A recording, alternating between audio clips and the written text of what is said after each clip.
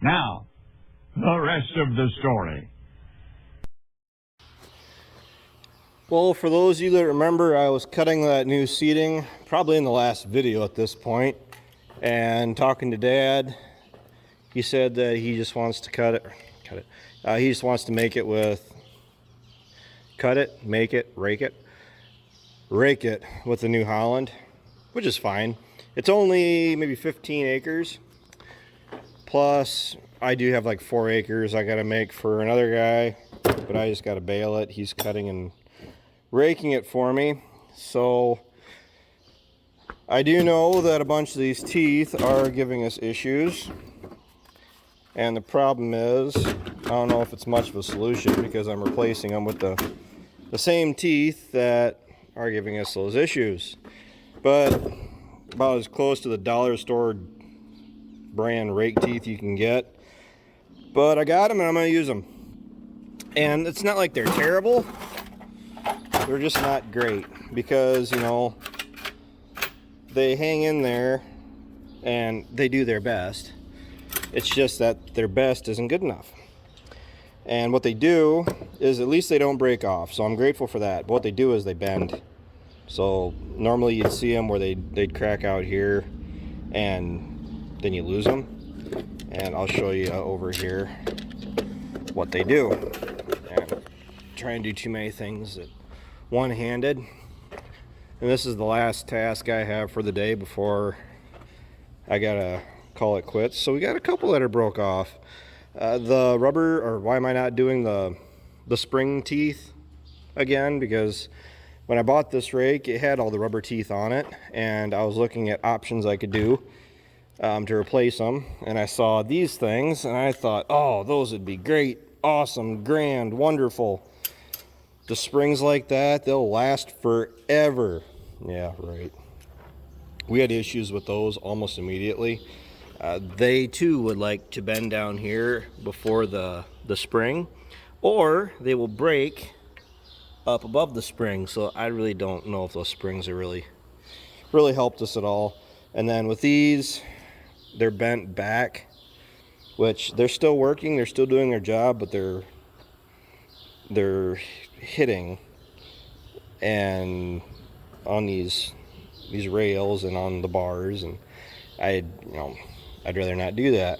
We don't use this rake for much, but we use it for enough, so it's worth having. I think I did $2,800 for this at a local auction, and plus with the new crossbars on it, we put the 2 new bars and all new teeth, and we've probably raked 50, probably not quite 100 acres with it, but it's still nice having around. I really use it anymore for waterways, but for what we have to do, some 40-20 time and the New Holland roll bar rake, the strips that I cut, they're actually really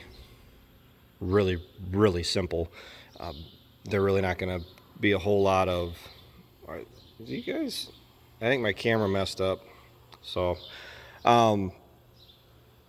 but yeah, the big thing I got to deal with is doing the teeth, grease it, and make sure the 40-20 has fuel. And then they're calling for rain for the weekend, and then we have a stretch of dry weather we're going to go through and make a bunch of second cut.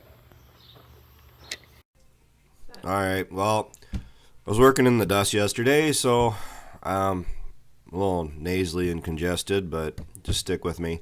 And continuing on with those metal teeth, those yellow metal teeth, I'm replacing them as I go here. I don't like them.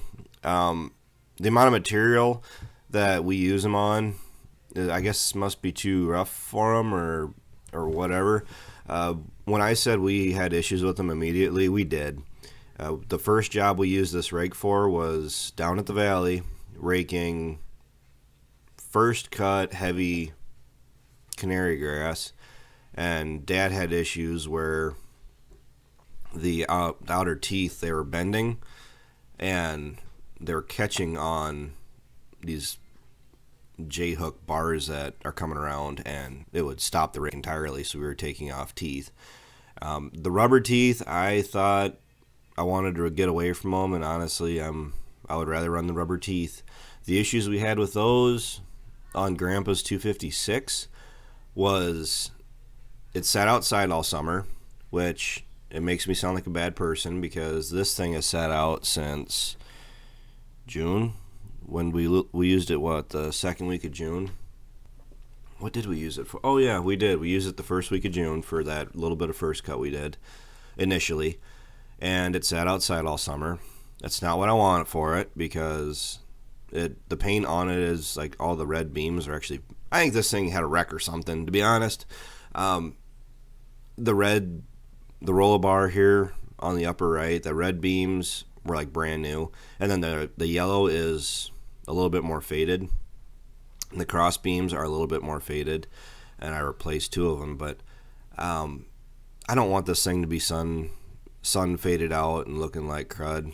To be honest, paid $2,800 for it plus parts, so it's over $3,500 easily. And this is one of those tools that I really should have for the rest of my farming career. But I'm not saying a short farming career of 2 or 3 years. I'm saying the rest of my life.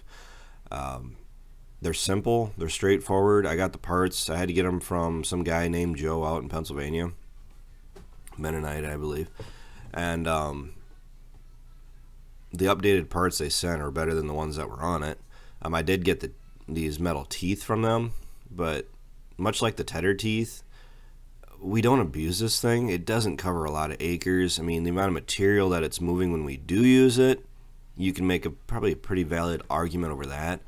But there's no reason that these things should have given as much issues as they did. So I'm going back to the rubber teeth. That one right there you can see is bent. And they're individual teeth. I think that's probably part of the problem we were dealing with there. Because that outer edge it's the right side of the rake as you're sitting in the seat of the tractor. Those individual teeth right there, their job, they're the first rake they're the first. Let me slow down here.